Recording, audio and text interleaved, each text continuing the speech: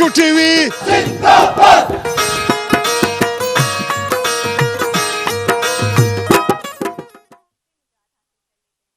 बिस्मिल्लाहिर्रहमानिर्रहीम। अस्सलाम वालेकुम नाजरीन, मैं हूं अमानुल्लाह नासर और इस वक्त आप प्रोग्राम देख रहे जान जान बलूचिस्तान। इस वक्त हम मस्तूंग में हैं और मस्तूंग का जो चूँकि ये कबायली इलाका है, यहाँ के जो फैसले होते हैं, ज़ाहिर झगड़े होते हैं और दीगर जो दावे होते हैं, तो वो हमारी जो कबायली निज़ाम है उस सिस्टम के तहत भी अक्सर झगड़े और दावे जो है ना, वो इंतज़ामिया अपनी जगह पे, हुकूमत अपनी जगह पर, लेकिन ये पश्तून जो है और जो बलूची है और जो बरावी है, ये लोग अपने फैसले कोशिश करते हैं कि अपने कबायली निज़ाम के तहत कर दे। इसी तरह यहाँ की शादियों में अपना एक कल्चर है, यहाँ पे एक दूसरे के साथ जो ताल्लुकात है उनका एक अपना कल्चर है। इस हवाले से इस वक्त हमारे साथ सरदार मोहम्मद हनीफ रुस्तमज़ई साहब जो है वो मौजूद है और ये जो खूबसूरत घर आपको नज़र आ रहे हैं, ये है जनाब हाजी रईस ग़ुलाम हैदर साहब का। इनका हम बहुत शुक्रगुजार है, इन्होंने आज हमारी बहुत ज़बरदस्त मेहमानी की है। तो हमारा जो डीसी साहब है मस्तूंग के, मुमताज़ अली केतरान साहब, वो भी हमारे साथ मौजूद है। उनके साथ हम कानून के हवाले से बात करते हैं और सरदार साहब के साथ हम कबायली जो निज़ाम है, जो यहाँ के फ़ैसले होते हैं, उस हवाले से हम बात करेंगे। जी सरदार साहब।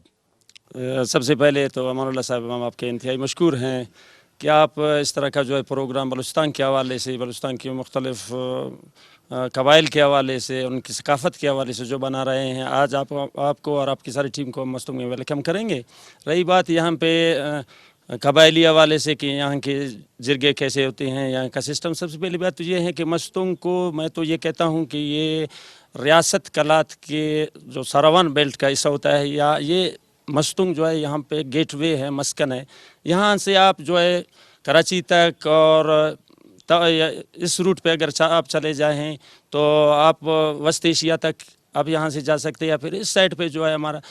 दूसरी बात यह है कि ये कोयटा से करीब होने की वजह से और सारावान का पायतख्त होने की वजह से इंतहाई अहमियत का आमिल है। जहाँ रही बात सारावान, आपको तो पता है कि रियासत कलात में दो ऐसे बड़े जिरगे होते थे, एक सारावान के नाम से, एक जालावान के नाम से। तो यहाँ सारावान के हवाले से अगर आप देखें तो मस्तूंग, सारावान, चीफ ऑफ सारावान का गढ़ और मुख्तलिफ कबाइल, यहाँ पे आपको लेडी का सरबरा भी यहाँ पे मस्तूंग में हैं, आपके मावशी का सरबरा भी यहाँ पे हैं, शाहवानी का सरबरा भी यहाँ पे हैं, रईसानी का और रुस्तमज़ई का, मुख्तलिफ जितने भी कबाइल है सरपर है, वो टोटल यहाँ मस्तूंग से ताल्लुक़ रखते हैं। तो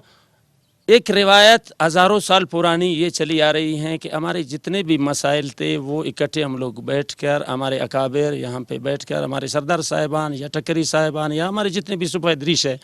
तो अपने मसाइल आसान ऐसन तरीके से और मेरिट की बुनियाद पर, जो कि आज तक यही सिलसिला चल रहा है। वैसे हमारे रियासत भी है, रियासत के भी कानून हैं, लेकिन अल्हम्दुलिल्लाह हमारी रिवायत ऐसी रिवायत नहीं जो हमारे रियासत से टकराए हैं। अक्सर औकात हमारी ही फैसले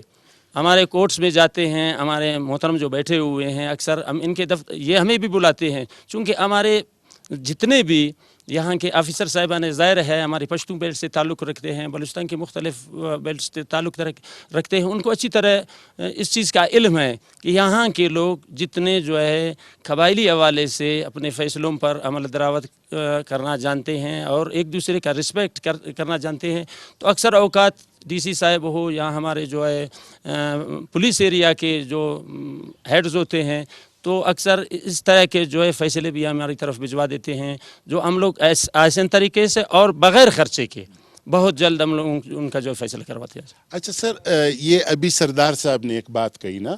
वो हमारे बहुत सारे ऐसे कबायली फ़ैसले जो होते हैं उन पे फिर अमल दरामद बहुत ज़बरदस्त तरीके से होता है, लेकिन मैंने बदबख्ताना, मतलब ये अफसोस की बात है कि मैंने ये भी फ़ैसले देखे कि कानून ने 3 साल लगाए, फिर एक मुजरिम को उन्होंने सज़ा दी, वो बेचारा गया मच जेल में, उन्होंने सज़ा भी काट के, वो आ रहे थे रास्ते में तो उसको गोली मार दी गई है। तो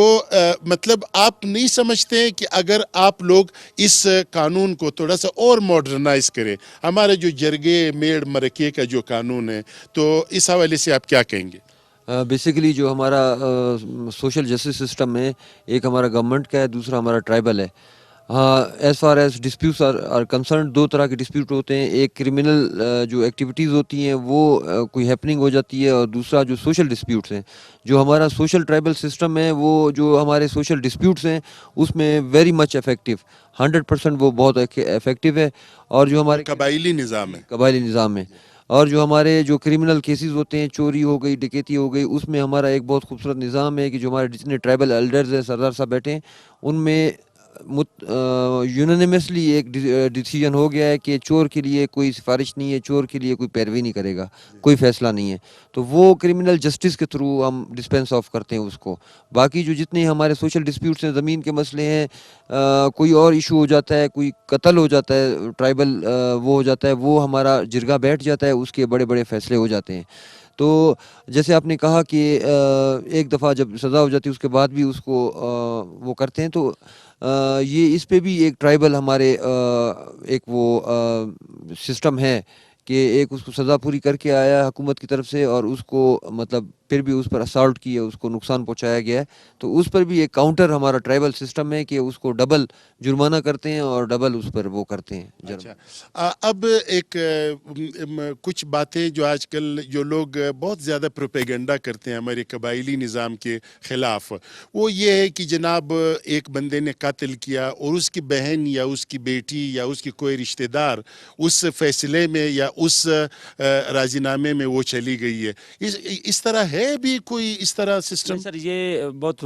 پرانے زمانے کی وہ باتیں ہیں. پہلے تو اس طرح ہوتے تھے کہ اس کا بھی ایک مین مقصد تھا. سر مقصد یہ تھا کہ جو آپس کے رنجشیں ہیں وہ رشتے ظاہر ہوئی تھے. ظاہر بات ہے کہ جب یہ رشتے ایک دوسرے کے ساتھ مل جاتے ہیں تو وہ عداوت ختم ہو جاتی ہے. تو آگے چلتے چلتے جو ہے پروموٹ ہوتے ہوتے آج کل تو یہ پوزیشن ہے کہ ہمارے جتنے بھی فیصلے یا ہمارے جتنے بھی جو قانون بنتے ہیں وہ ساروان اور چیف آف ساروان کی سربراہی میں جتنے بھی ہمارے قبائل کے جو ساروان کے قبائل کے سردار صاحبان ہیں وہ مل بیٹھ کے ان چیزوں پر جو ہے ایک قانون بناتے ہیں. تو ابھی تو یہ سسٹم بالکل ہی ختم ہو گیا کہ یہ پہلے تو جو غلط حرکات کی وجہ سے اس طرح کی بھی کوئی ہوتے تھے کہ کسی کے گھر میں جھانکنا، یہ کرنا وہ کرنا، دوسرے اس پہ بھی جو ہے دوسرے کی لڑکی کو دینا، یا خون کے حوالے سے جو ہے خون بہا کے حوالے سے کسی دوسری لڑکی کو آج کل یہ دونوں سسٹم بالکل ماشاءاللہ، یہ اچھی بات ہے. اب ہم ذرا خوشی کی طرف آتے ہیں. یہاں پہ شادیاں کس طرح ہوتی ہے؟ شادیاں بہت پرانی روایت ہے ہم لوگوں کا. ولور ہے، لب ہے؟ جی نہیں، اس طرح کا یہاں پہ کوئی سسٹم نہیں ہے، بلکہ ہم اپنی طرف سے اپنی بچیوں کو جو ہے ان کی شادی پر جتنے بھی ہو سکتے ہیں اپنی طرف سے دیتے ہیں. مختلف ہمارے روایات ہوتے ہیں کہ جب شادی ہوتی ہے تو جن کو ہم بیاہ دیتے ہیں، جن کی ہم وداع کرتے ہیں اپنی طرف سے، تو والدین کی طرف سے یا ان کے جتنے بھی عزیز و اقربا رشتہ دار ہیں وہ طائف سے گاڑیاں بھر کے ان کو دے دیتے ہیں، لیکن ان کے بدلے میں کوئی پیسہ وغیرہ نہیں لیتے. اچھا، ایک بات مجھے بہت اچھی لگتی ہے آپ لوگوں کی، وہ جب شادی ہوتی ہے تو ایک بندہ رجسٹر لے کے اس میں لکھتا رہتا ہے، جو بھی لوگ آتے ہیں مہمانی میں دعوت پہ جو آتے ہیں وہ ان کو پیسے دیتے ہیں اور وہ ان کا نام لکھ لیتا ہے. اس بارے میں ذرا بتائیں. یہ سرگشت ہے. یہاں پہ سرگشت کے علاوہ 3-4 چیزیں میں اور بھی وضاحت کر لوں. جیسے ہم لوگوں کے غمی کے حوالے سے ہوتے ہیں کہ جو ہم لوگ کسی کی فاتحہ پہ بیٹھ جاتے ہیں تو وہاں پہ ایک فاتحہ لینے والے تو ظاہر کاروباری لوگ ہوں گے، ان کے بھی گھر بال بچے ہوں گے، ان کے گھر کے اخراجات ہوں گے، تو ایک طرف سے جو ہے ہم لوگ فاتحہ بھی پڑھتے ہیں اور ساتھ اس کو کچھ پیسے دے کے پڑس کے نام سے، تاکہ ان کا جو ہے سسٹم بھی چلتا رہے. رہی بات ابھی آپ جہاں پہ آگے شادی میں سب سے پہلی بات تو یہ ہے کہ ایک بچار ہوتا ہے جسے ہم بچار کہتے ہیں. جب شادی کے تاریخ طے ہوتا ہے تو آپ کے جتنے رشتہ دار، عزیز و اقارب یا آپ کے جاننے والے دوست ہوتے ہیں تو وہ بچار کے طور پر کوئی آپ کو بکری دیتا ہے، کوئی پیسے دیتا ہے، کوئی آٹے کا جو ہے بوری لے کر دیتا ہے، کوئی چینی لے کر دیتا ہے. تو اس طرح وہ شادی کا سسٹم بن جاتا ہے. پھر جب شادی ہوتی ہے تو شادی میں جو ہے آپ نے جتنے بندوں کو وہاں پہ مدعو کیا ہوا ہے تو ظاہر ہے ان کو کھانا یہ چیزیں کھلانے کے بعد جو ہے پھر وہ اپنے اس کے حساب سے बसात के हिसाब से, अपने औकात के हिसाब से जितने भी हो सकते हैं, 1000 से लेकर जो है 100 तक भी, 50 तक भी चलता है। तो फिर हम लोग उनको नोट करते हैं। वो नोट इसलिए होते हैं, इसको सरगश्त कहते हैं, वो इसलिए नोट होते हैं कि अगली दफ़ा जब अगले की बारी आती है तो पहले हम लोग जो है वो कापी देख के जो है दूसरे को जो है वही समझो इस तरह का जो हेल्प है, इसको उधर तो हम नहीं कहते हैं, जो हम एक दूसरे के साथ हेल्प करते हैं। फिर वक्त के साथ साथ हम ये भी देखते हैं, ये नहीं हो कि भाई अभी 2019 में जो है एक की शादी हो गया, अभी 25 में सिलसिला काम पे चल रहा है, उन्होंने 50 रुपए किया, तो उस निस्बत से जो है वक्त और हालात की वजह से जो है इसको बढ़ाते भी रहते हैं। जी, आप लोगों ने सुना दोस्तों, हमारी जो रिवायात है, हमारी जो कबायली सिस्टम है, उसके ख़िलाफ़ बहुत बातें की जाती है। लेकिन मैं आप लोगों को ये बताऊं कि ये जो सिस्टम है, ये जो बाज़गश्त है कि सरगश्त जो है, वो ये है कि एक बंदे का मदद हो जाता है, उसकी शादी है, अखराजात है, सारे लोग उनका मदद करते हैं। इसी तरह जब कोई बंदा फौत हो जाता है, ज़ाहिर है उसके लिए खैरात करना पड़ता है। तो ये जो है ना हमारे पश्तूनों में भी है, वो भी कोई बकरे और दुम्बे ला कर वो जो मरने वाला शख्स है उसको दे देता है, या किसी लड़के की शादी है तो ये लोग उस चीज़ों को दे देते हैं। तो ये जो अच्छे रिवाज है, इसको ख़त्म नहीं करना चाहिए, इसको और बढ़ाना चाहिए, ज़िंदा करना चाहिए, और इससे जो है ना मोहब्बतें बढ़ती है और इससे कौमें बनती है। तो मैं इस तरह करता हूँ कि आप लोगों को एक और ख़ूबसूरत गाना सुनाना चाहता हूँ, और ये गाना जो है हमारे जो बोलान है, बहुत खूबसूरत बोलान, उस हवाले से, और ये आपकी खिदमत में पेश करेंगे लियाकत मंसूर साहब।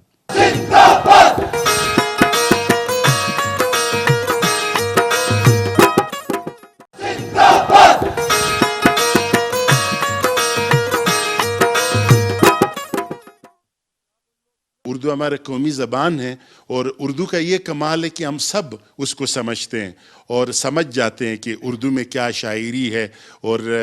लियाकत मंसूर साहब भी उर्दू में बहुत ज़बरदस्त गज़लें, ख़ास करके गज़ल के शोबे में ये बहुत माहिर है। और मैं जो इनका चेहरा देखता हूँ, ये मुझे भी एक बहुत पुराना आशिक लग रहा है, और ये जब आशिक लोग होते हैं तो ये गज़लें बहुत बेहतरीन तरीके से गाते हैं। नम छे मंजिल बूद शब जा है के मन बूदाम, नम छे मंजिल बूद शब जा है के मन बूदाम, बहर सूरक से बिस्मिल बूद, बहर सूरक से बिस्मिल बूद शब जा है के मन बूदाम, नम छे मंजिल बूद शब जा है के मन बूदाम।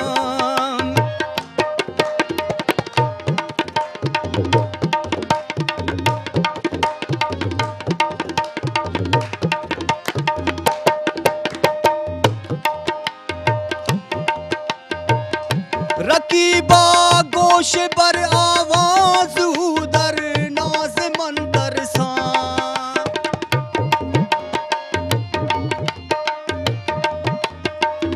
रकीबा गोश पर आवाज उदर नाज मंतर सा, के उदर नाज मंतर सा,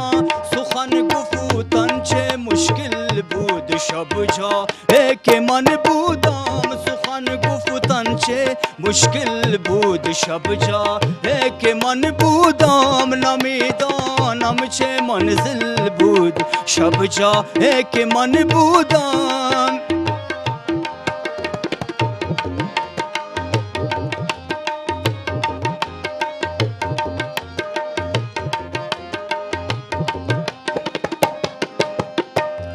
खुदा खुद मेरे मजलिस बूद अंदर लामका खुसरा,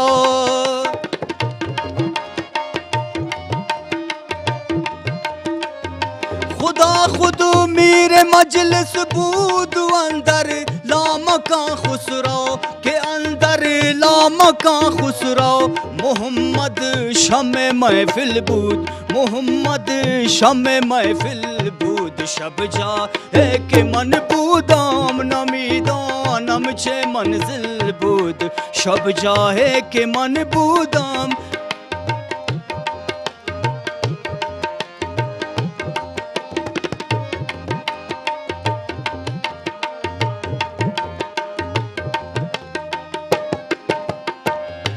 परी पे کر نگارے سروا کا دو لال رخ سارے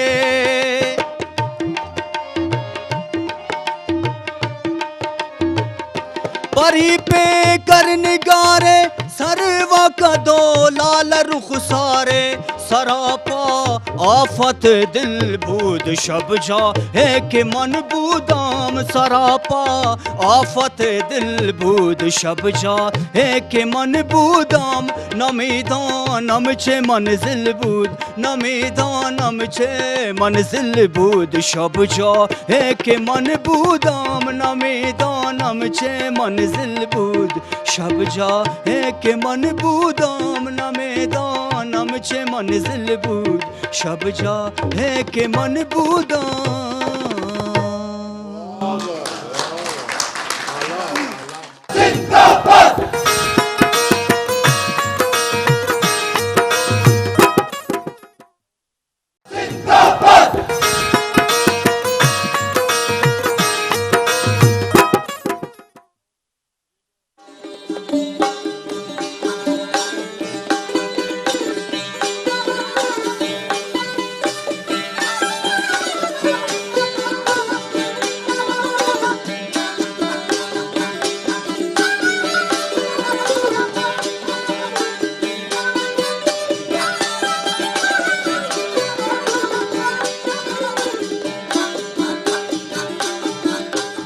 جی دوستو، پروگرام ہے جان جان بلوچستان اور اس پروگرام کو آپ کیٹو کی خوبصورت سکرین پہ دیکھ رہے ہیں۔ اس وقت ہم مستونگ میں، یہ تو آپ لوگ جانتے ہیں، اور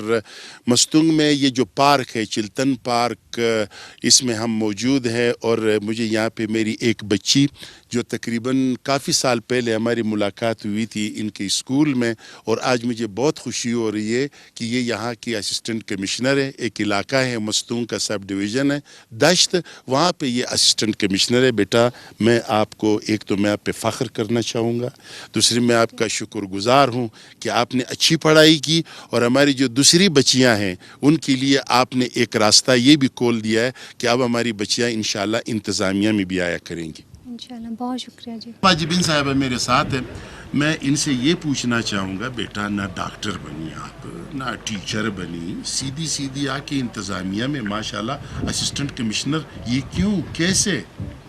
سر ہماری جتنی بھی فیلڈ آپ نے بتایا، ڈاکٹرز ہیں، انجینئرز ہیں، ٹیچرز ہیں، اس فیلڈ میں ہماری کافی ساری فیمیلز تھیں، تو میں چاہتی تھی کہ ہم ایک ایسی فیلڈ کی طرف جائیں جہاں پہ ہماری فیمیلز کا رجحان جو ہے وہ ٹرینڈ ذرا کم ہے۔ تو بچپن سے ہی میرا مائنڈ میں بھی گھر والوں کی طرف سے بھی یہ بات ڈالی گئی تھی کہ آپ نے سول سروسز کی طرف آنا ہے، اسسٹنٹ کمشنر بننا ہے، تو بس بچپن سے یہ بات مائنڈ میں تھی۔ اپنی اسٹڈیز اس حساب سے میں نے اپنے سبجیکٹ سلیکٹ کیے، ایسی فیلڈ سلیکٹ کی کہ میں جو ہے وہ ایگزام میں پھر میں اپیئر ہوئی سول سروسز کے، اور اس فیلڈ میں آ گئی۔ چونکہ اس فیلڈ میں عورتوں کا رجحان بہت کم ہے، تو مجھ جیسی اور لڑکیاں اگر آئیں گی، اب میرے ساتھ ماشاءاللہ فیلڈ میں 6 لڑکیاں ہیں جو ہماری سول سروسز میں ہیں۔ ابھی نیا بیچ آیا، اس بیچ میں بھی ماشاءاللہ 2 اور فیمیلز ہماری سلیکٹ ہوئی ہیں، تو انشاءاللہ تعالیٰ وقت کے ساتھ ساتھ ہماری دیکھا دیکھی اور فیمیلز جو ہیں وہ اس طرف آئیں گی، اور انشاءاللہ تعالیٰ بلوچستان میں ایک ٹائم آئے گا کہ جو ہمارا ریشو ہے فیمیلز کا اس فیلڈ میں وہ بڑھ جائے گا انشاءاللہ تعالیٰ۔ جعفر آباد سے آپ کا تعلق ہے، اور جعفر آباد بلوچستان کا ایک بہت خوبصورت علاقہ ہے، تو اب میں آپ سے یہ پوچھنا چاہوں گا کہ مطلب آپ نے اپنے والدین کو کیسے کنونس کر لیا؟ ظاہر ہے آپ تو گھر سے بھی دور گئی ہوں گی ٹریننگ کے لیے وغیرہ وغیرہ، تو میں یہ چاہوں گا کہ اب ہماری جو دوسری بچیاں اس وقت دیکھ رہی ہے ان کو بھی آپ یہ طریقہ بتائیں کہ آپ کیا ایسی باتیں کریں، آپ اپنے اندر کون سی خصوصیات پیدا کریں تاکہ آپ اس سٹیج تک پہنچ جائیں۔ سر دیکھیں، سب سے امپورٹنٹ چیز یہ ہوتی ہے نا کہ جب آپ کے فیملی والے، آپ کے ماں باپ آپ کو سپورٹ کرتے ہیں نا، پھر آپ چاہے جس بھی فیلڈ میں جانا چاہیں آپ جا سکتے ہیں۔ اگر فیملی سپورٹ نہیں کرے گی تو آپ میرے خیال سے ایک اسکول ٹیچر بھی نہیں بن سکتے۔ اب بات یہ ہوتی ہے کہ آپ کے پیرنٹس کو آپ کیسے کنونس کریں یا ایسی کیا بات کریں کہ وہ آپ کو آپ کا جو ڈریم ہے وہ پورا کرنے میں آپ کی ہیلپ کریں۔ میں نے پہلے بھی بہت فورمز پہ یہ بات کی ہے کہ یہ بہت امپورٹنٹ ہے کہ ہم اپنے ماں باپ کو، اگر وہ ہمیں اسکول میں ڈالتے ہیں، کالج یونیورسٹی میں ہمیں پڑھنے کی اجازت دیتے ہیں، تو ہم وہ جو ہم سے ایکسپیکٹیشنز رکھتے ہیں نا کہ ہم ان کو اچھا رزلٹ دیں، تو اچھے رزلٹ سے ہم اپنے ماں باپ کو کنونس کر سکتے ہیں کہ وہ ہمارے ڈریم کو پورا کرنے میں ہمارا ساتھ دیں۔ الحمدللہ اللہ کا بڑا کرم تھا کہ جب میں اسکول میں میرا ایڈمیشن کرایا گیا میں بہت زیادہ محنت کرنے والی لڑکی تھی، بہت زیادہ محنت کرتی تھی، اور الحمدللہ اپنی تمام جتنے بھی میری اسکول کلاسز تھی میں اس میں فرسٹ پوزیشن لیتی تھی. اس کے علاوہ میں ایکسٹرا کریکولر میں بھی بہت آگے تھی. آپ کے ساتھ چونکہ میرا تعلق رہا ہے بچپن میں، اسپورٹس میں نعت کمپٹیشن، سانگ کمپٹیشنز ہو گئے، ہماری ڈبیٹ کمپٹیشنز میں جاتی تھی، پارٹیسپیٹ کرتی تھی. الحمدللہ بہت سارے میں نے ون کیے. تو ماں باپ نے جب یہ چیز دیکھی نا کہ بھئی یہ اتنی محنت کر رہی ہے، پڑھائی میں بھی اچھی ہے، تو پھر اصل میں مجھے اس مقام پہ پہنچانے میں میرے ماں باپ کا بہت بڑا ہاتھ ہے، میرے بھائی کا. انہوں نے مجھے کہا کہ آپ نے اس فیلڈ میں آنا ہے. تو جو میری انرجیز تھی نا وہ ڈبل ہو گئی تھی، وہ ملٹیپلائی ہو گئی تھی، کیونکہ میرے خواب کے ساتھ ساتھ میرے ماں باپ کا اور میرے گھر والوں کا خواب بھی جڑا ہوا تھا. اچھا، کچھ لوگ یہ کہتے ہیں، چونکہ ہمارے اس پروگرام کا نام ہے جان جان بلوچستان، اور اس پروگرام میں ہم یہ کوشش کر رہے ہیں کہ یہ دنیا والوں کو یہ بتایا کہ یہ بلوچستان جو آپ دکھا رہے یا آپ دیکھ رہے ہیں یا کچھ لوگ آپ کو دکھا رہے، یہ اس طرح نہیں ہے، یہ بہت خوبصورت ہے. تو یہ جو لوگ کہتے ہیں کہ بلوچستان بہت پسماندہ علاقہ ہے، اس کے بچے جو ہیں، اس کی بچیاں جو ہے وہ تعلیم نہیں کرتی ہیں، اور یہ ماں باپ بڑے ظالم ہوتے ہیں، اور یہ بڑا قبائلی علاقہ ہے، اور اس قبائلیت کی وجہ سے یہ لوگ بہت پسماندہ رہ گئے. اس بارے میں آپ کیا کہیں گے؟ سر، بلوچستان کو پسماندہ کہنے والے لوگ، اگر آپ کو یہ لگتا ہے کہ ایک خاتون جو ہے وہ اگر اپنے حجاب میں اپنے گھر سے باہر نکلتی ہے، اگر آپ اس کو پسماندگی کہتے ہیں تو ہاں ہم پسماندہ ہیں. اگر آپ یہ کہتے ہیں کہ ایک عورت، مرد، ہمارے جتنے بھی ینگسٹرز ہیں وہ اپنے ماں باپ کی عزت کرتے ہیں، بہت زیادہ عزت کرتے ہیں، بہت زیادہ ہمارے یہاں پہ مہمان نوازی ہے، اگر آپ اس کو پسماندگی کہتے ہیں تو میں بہت پراؤڈلی کہتی ہوں کہ جی ہم بہت پسماندہ ہیں. پسماندگی یہ نہیں ہے کہ ہاں ایک ٹائم ایسا تھا کہ جب بلوچستان میں ایجوکیشن کا لٹریسی ریٹ بہت کم تھا، تب آپ ہمیں پسماندہ کہہ سکتے تھے، لیکن ابھی آپ ہمیں پسماندہ نہیں کہہ سکتے. آپ ہماری ہر فیلڈ میں دیکھ سکتے ہیں کہ ہمارے مردوں کے ساتھ ساتھ خواتین بھی ہیں. سب سے پہلے آپ یہ دیکھیں نا، ہماری پسماندگی کو آپ یہاں پہ ڈینائی کر سکتے ہیں کہ وی آر ناٹ بیکورڈ اور ہم پسماندہ نہیں ہیں. اتنے سارے ہمارے میل حضرات، ان کے بیچ میں ایک خاتون بیٹھی ہوئی ہوں، اور میں بہت کانفیڈنٹلی بیٹھی ہوئی ہوں، کیونکہ یہاں کے جتنے بھی مرد ہیں نا، انہوں نے مجھے بالکل یہ فیل نہیں کرایا کہ آپ فیمیل ہو، یا مجھے آکورڈ فیل نہیں کرایا، مجھے کمفرٹیبل فیل کرایا، مجھے ایکسیپٹ کیا، اپنے بیچ میں بٹھایا، عزت دی. تو بلوچستان کے جو لوگ ہیں نا وہ پسماندہ نہیں ہیں، وہ عزت دینے والے لوگ ہیں، عزت کرنے والے لوگ ہیں، مہمان نواز لوگ ہیں. ہمارے لوگ اتنے پیارے ہیں نا کہ وہ کسی میں یہ فرق نہیں کرتے کہ جی یہ امیر ہے، یہ غریب ہے، یہ مرد ہے، یہ عورت ہے. ہمارے صوبے کی سب سے بڑی خوبصورتی یہ ہے، الحمدللہ. اچھا، اب میرا بچہ ایک آخری سوال میں یہ کروں گا کہ آپ جس فورس میں ہو وہاں پہ لیویز والے ہوتے ہیں، اور لیویز سارے قبائلی لوگ ہیں، ٹھیک ہے، وہ تو بڑے بڑے مردوں کی کوئی بات نہیں مانتے. تو یہ جو آپ کو دیکھ کے وہ بات کس طرح مانتے ہیں؟ آپ ان کو کنٹرول کس طرح کرتی ہو؟ آپ بات کس طرح منواتی ہو؟ سر، بلوچستان کی میں نے پہلے بھی آپ سے کہا نا، سب سے بڑی خوبی یہ کہ یہاں پہ عورت کو بہت عزت دی جاتی ہے. اور ایسے ہوتا ہے، سچویشنز ایسی کریٹ ہو جاتی ہیں کہ جب ایسے کوئی مسئلہ ہو جائے نا کہ جہاں پہ آپ کو یہ لگے کہ یہ مسئلہ بالکل ہاتھ سے نکل رہا ہے، بڑی کرٹیکل سچویشن ہے، تو وہاں پہ مرد اے سی کے بجائے فیمیل اے سی کو بھیجا جاتا ہے. کیونکہ وہاں پہ جتنی بھی جو پھر ریزسٹنس ہوتی ہے نا، وہ جو اگلی پارٹی ہوتی ہے وہ آپ کو کم ریزسٹنس شو کرتی ہے، وہ آپ کی عزت میں کہ بھی خاتون چل کر آئی ہے، میری خاتون اے سی آئی ہے، تو وہ اپنی جو ریزسٹنس لیول کو کم کر دیتا ہے اور آپ کی بات مانتا ہے. اور لیویز فورس میں آئی تھنک اب یہ بات بہت کلیئر ہو گئی ہے کہ کوئی فیمیل اے سی یا کوئی مرد اے سی نہیں ہے. اے سی از اے سی، چاہے وہ میل ہو چاہے وہ فیمیل ہو. تو میرا یہ کریڈٹ میں دینا چاہوں گی اپنے معاشرے کے مردوں کو، اپنی لیویز فورس کو، کہ وہ ہمیں بڑا کمفرٹیبل فیل کراتے ہیں، بہت زیادہ ہماری عزت کرتے ہیں اور ہماری بات مانتے ہیں. یہ ہو گئے ماشاء اللہ. اب آگے کیا خواب ہے؟ سر، میرا سب سے بڑا خواب یہ ہے کہ میں جس پوزیشن پہ میں ہوں نا، میں اپنے معاشرے کی، اپنے بلوچستان کی اور بہت ساری لڑکیوں کو اس مقام پہ دیکھنا چاہتی ہوں. میں چاہتی ہوں کہ ہماری جتنی بھی وہ جو ایک مس پرسیپشن ہے لوگوں کے مائنڈ میں کہ بلوچستان کے لوگوں کو کچھ بھی نہیں آتا، یہ ٹیلنٹڈ نہیں ہے، ان کو بات کرنی نہیں آتی ہے، پڑھائی میں یہ پیچھے ہیں، میں بلوچستان کے لوگوں کے لیے کچھ ایسا کام کروں، اس فیلڈ میں رہتے ہوئے سپورٹ کروں کسی حساب سے ان تمام فیمیلز کو کہ وہ آگے آئیں، اور یہ جو مس پرسیپشن ہے ہمارے بارے میں کہ بلوچستان کے لوگ آگے نہیں آ سکتے، میں اس کو ختم کرنے میں اپنا کردار ادا کر سکوں. اچھا، میں اگلی ملاقات کے لیے کیا دعا کروں کہ آپ کو بحیثیت ڈی سی دیکھوں، یا بحیثیت کمشنر دیکھوں، یا بحیثیت گورنر دیکھوں؟